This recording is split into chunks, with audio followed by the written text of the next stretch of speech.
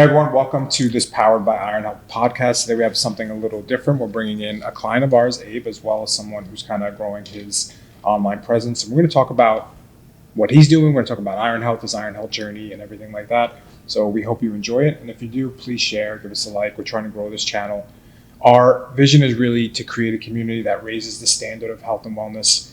And we do this by teaching people what we do and educating on, hey, this is what physical therapy is. This is what health is. And these are people just like you who we've helped. And they're normal people and they're amazing people. And I'm excited to have you on. So welcome. Thank you so much. It's great. It's great to be here. Yeah. We're in Stanford. We're in our Stanford office. Abe is one of our Ardsley clients, right?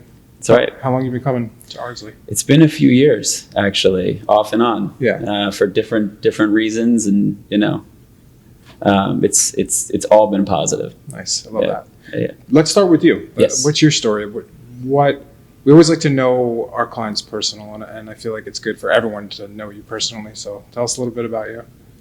I mean, as it relates to Iron Health, what brought me in initially is I'm a runner. I've gotten more into it in adult life, training for all types of different races. I would say it's 90% a mental health driven thing that I enjoy, and sometimes you kind of got to come in for a tune-up or something like that. When I first came to Iron Health, I was dealing with I guess it's a QL issue, but essentially I overdid it, and I went to see Maria Cuomo, and at that point I could barely even close my car door or pull on socks or whatever. Like, it was just a hot mess. And what I loved about this place is it kind of got me back out there. There wasn't this sense of running's bad for you. It's bad for your knees. It's gonna end you. It was like, what can we do to support like what you're doing? So, from my perspective, I've been in New York for 20 years now, in the Westchester area for about 11. This is my first opportunity to do a podcast or something like this. And I would say,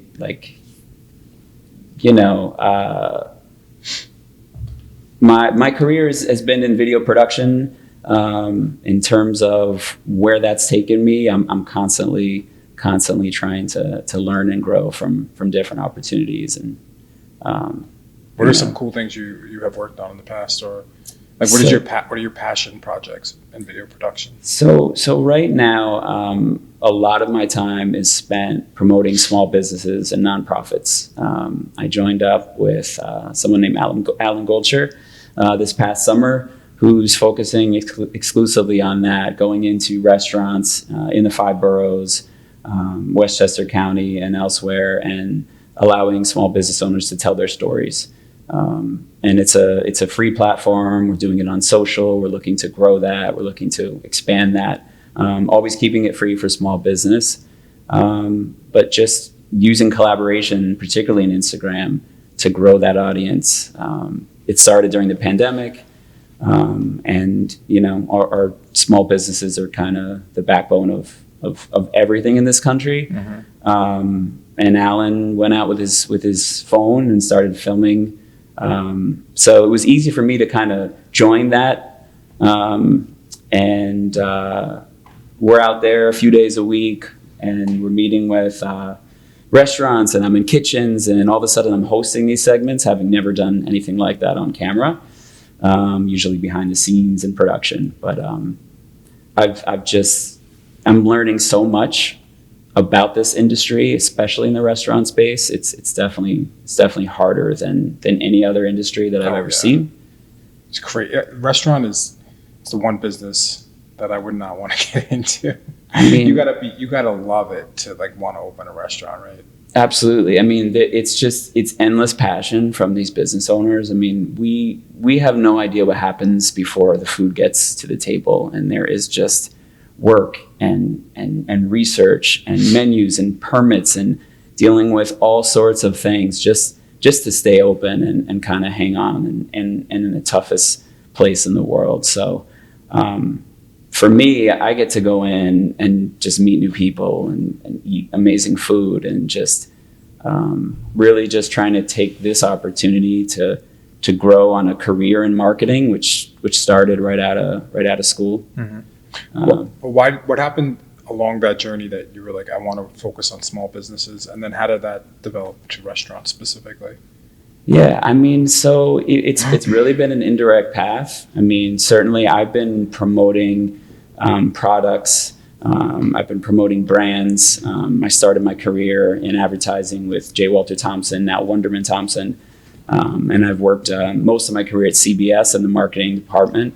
So we were promoting shows. We were promoting everything from Primetime to the Colbert Show to, sporting events. And essentially that thread hasn't changed. The medium's changed. I started in a space of like going from tape to digital media to constantly grabbing onto whatever that emerging technology was. And I think as I got a little bit older, there was an opportunity to really focus on things that I cared more about. I'm sitting here because of small business. I mean, my grandfather on both sides owned small businesses in Pittsburgh and also initially in Newark. So I feel like my story is common to so many people that came to this country, came to the Bronx, and eventually were trying to figure out how to hustle and really just make it work.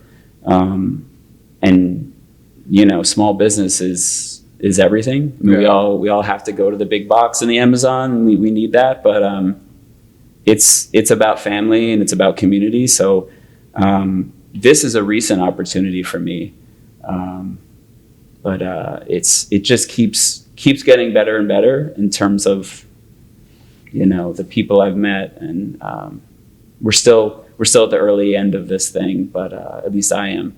But What did your grandfather own? What kind of business did they own? So on my mom's side, my grandfather owned an auto parts shop. Okay. It's called Brown's Auto Parts in Pittsburgh.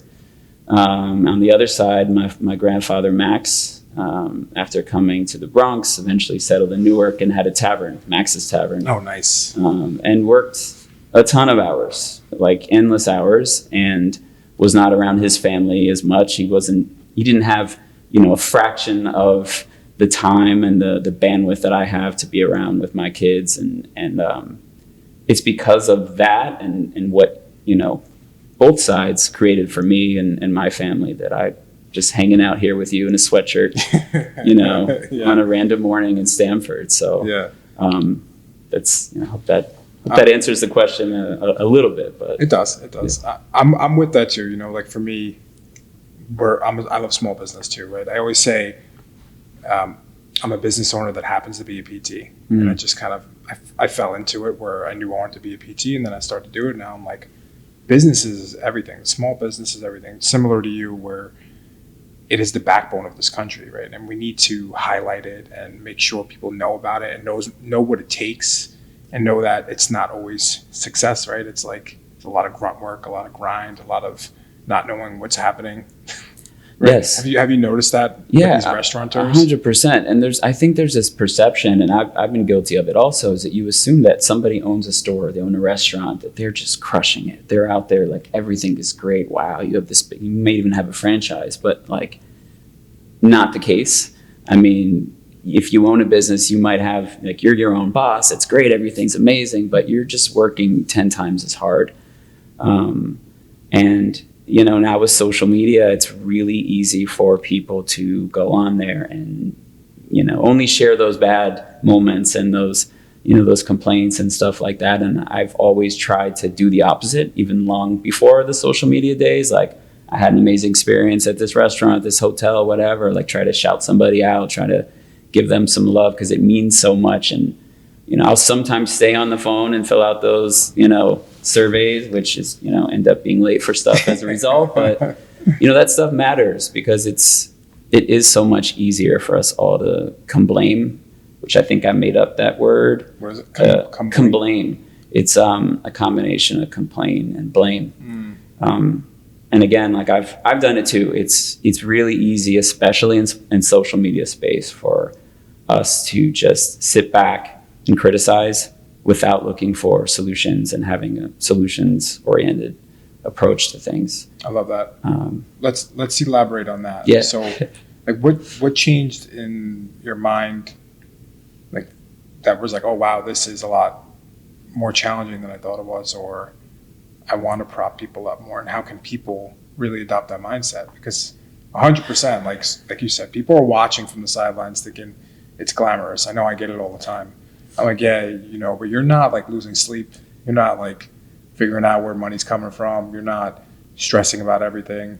So how did you change that mindset? I mean, it's scary out there. Like, that's how these circles, this luggage gets here under the eyes. I mean, I think for me, I've been through a series of falls and struggles. I always consider myself unbelievably fortunate, and I always start off by kind of disclaiming and apologizing for any type of complaining. But there's been mental, there's been physical, there's been setbacks. And the people around me, whether it's family, friends, or those small business owners that have been a part of that journey, have just played such a huge role in that. And I think each time that reset happens, it's an opportunity to just kind of keep spreading that word and being open to it, and to try to find ways to give back. So that's part of it. What would you say is one big like fall you had that you're willing to share? I mean, pretty recently I started talking just slowly about some things I dealt with during high school. I actually was hospitalized, dealing with some mental health stuff, and I kind of never really talked about it until this past year, because I always felt like, even then I was the only one dealing with it. You feel like you're in high school, you're the only one going through stuff.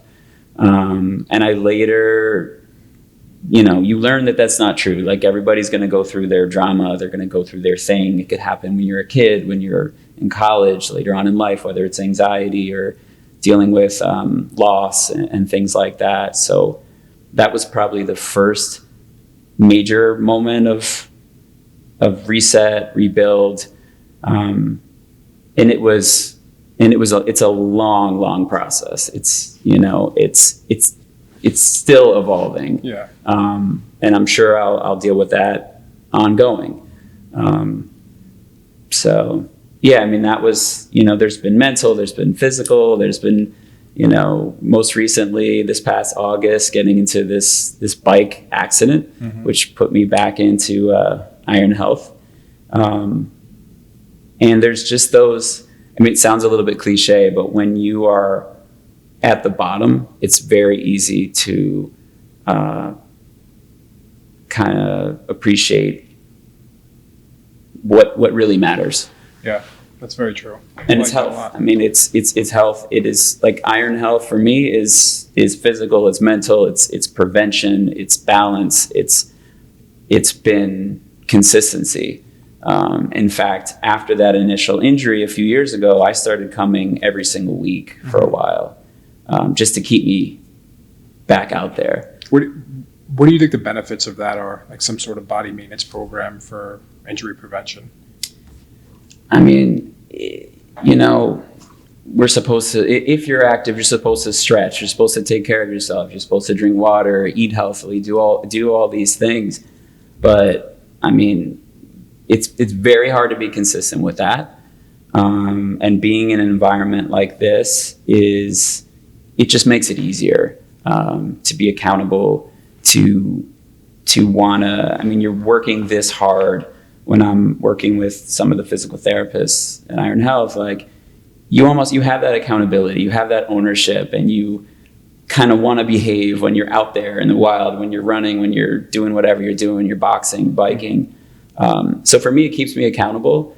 And if there's the idea that I could keep doing what I love, which also fuels the mental health aspect, then, I mean, why wouldn't you want to just have this be part of your routine? Yeah. I mean, this is as important as, any other place I could spend my time. Mm-hmm. And I would be telling this to anybody, I do tell this to other people about Iron Health and about Title Boxing, and again, these are those businesses that just keep people active, and focused, and it's everything. Like you're a raving fan, which we call it, and I'm the same way, because like I feel like the people who have appreciation. Well, firstly, thank you for all that, like the words, but people have the appreciation for small business when they see what it's like, and like you want to support them and talk about it all the time. So it's pretty awesome. I always feel like I'm doing marketing for this place. I've sent patients here, I've sent friends, I've sent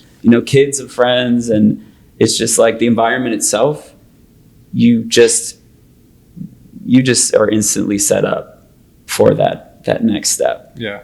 Have you tried any other PT places in the past? I mean, we don't have to go down a path of like talking smack, but no. How's it different? No, I have. I mean, I've always had positive experiences.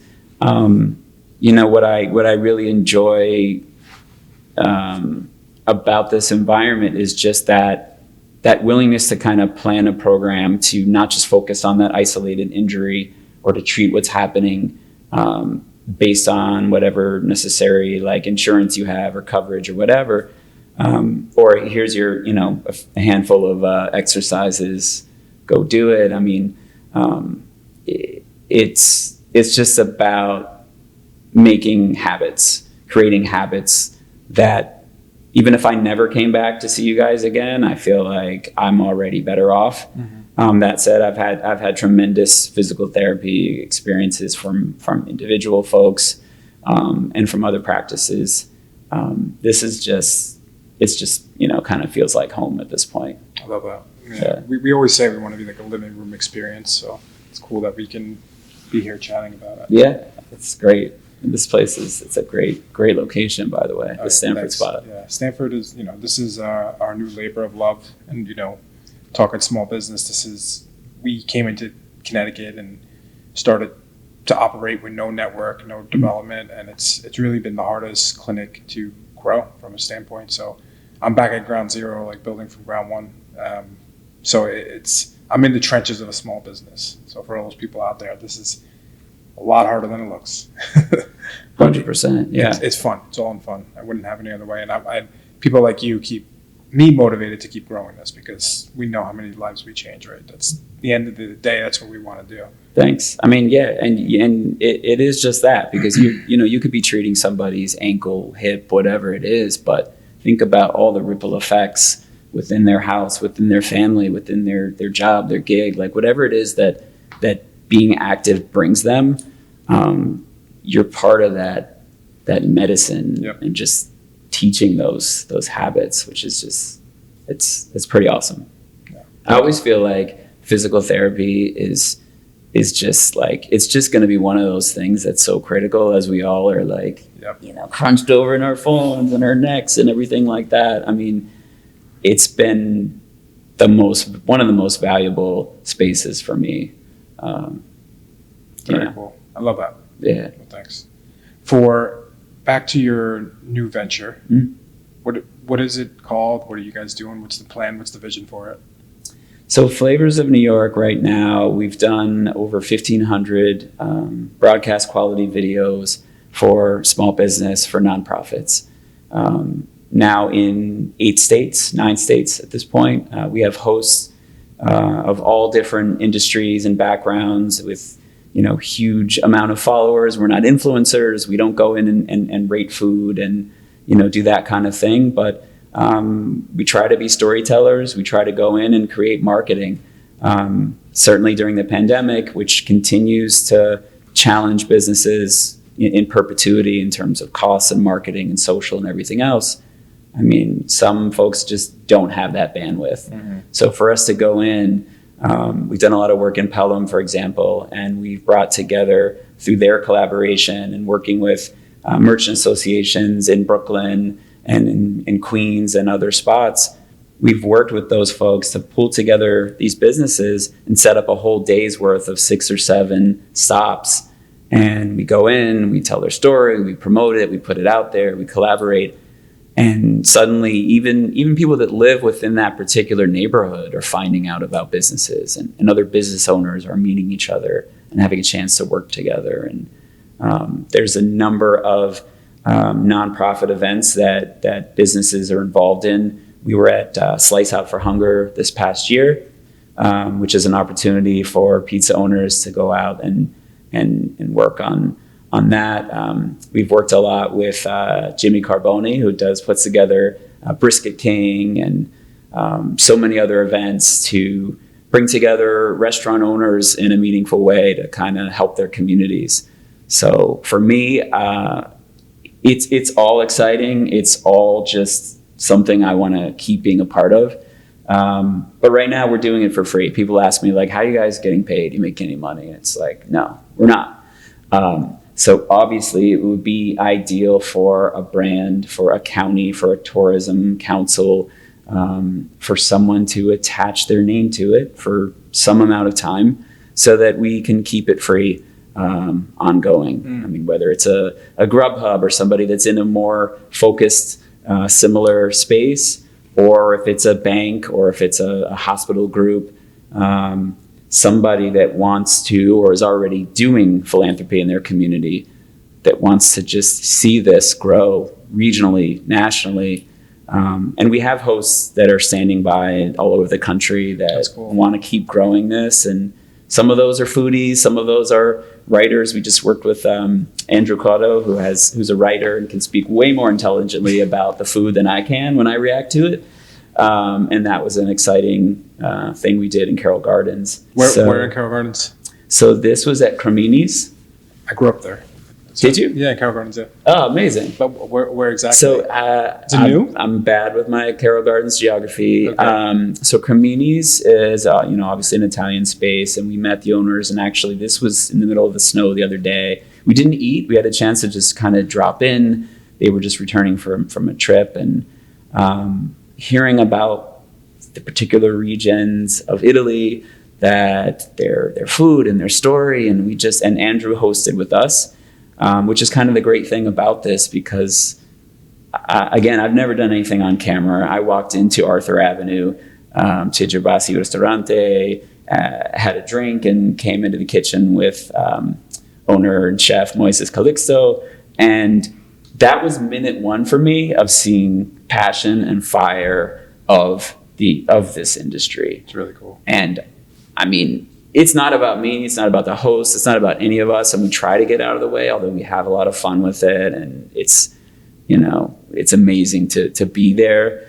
So the Carroll Gardens Day was pretty awesome. And that was just like a few minutes. And we definitely got to go back to try some of their, awesome. Yeah, their there's a lot food. of good food down there. Oh, it's an incredible space.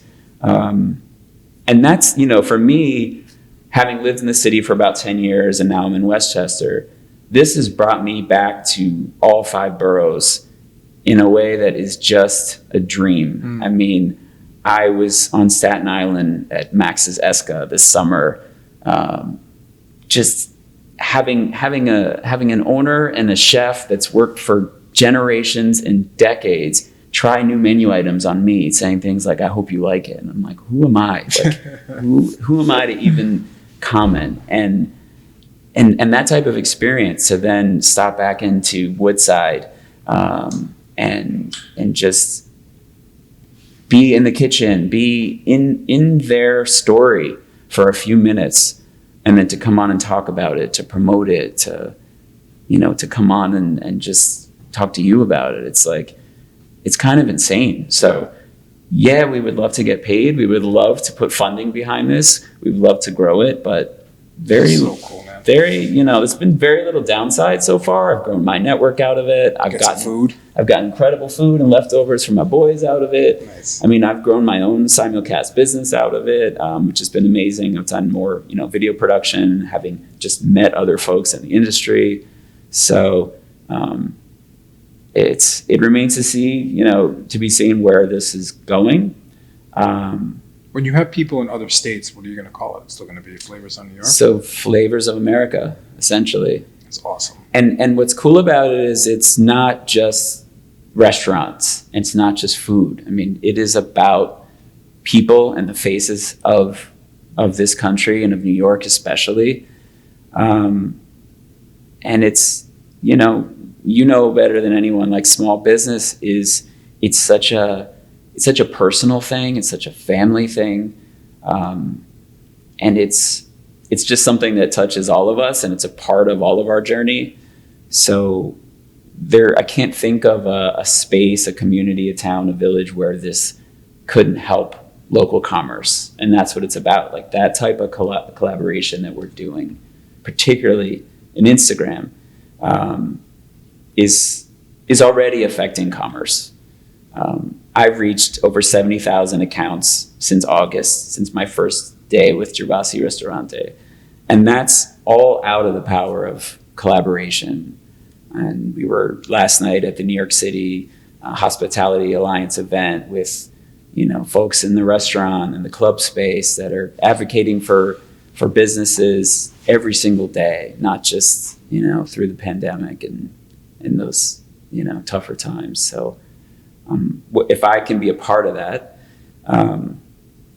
why wouldn't I show up? Yeah, that's awesome, man. So if people want to find out more about that or follow you, yes, it's on Flavors at New York. Yeah, so flavors_of_NY. You can reach out to our hosts there. It all kind of filters through that. So, and our events and other things that we're working on for the coming year. Nice. But yeah, it's definitely been the most rewarding project that I'll ever work on at this point. Very cool. Could kind of say that. Love it, man. Yeah. All right, guys, go follow him. I know I'm already hungry right now. Man. So Always. This is the Powered by Iron Health podcast. We're going to do a little segment of treatment. Abe's a big part of the Iron Health family, the Iron Health Army, I'll call it. I should have had my Army shirt on. So thanks, man. I appreciate this. Yeah, thank you so much. Awesome. Pleasure. Thanks so much for having me on. My pleasure. Cool.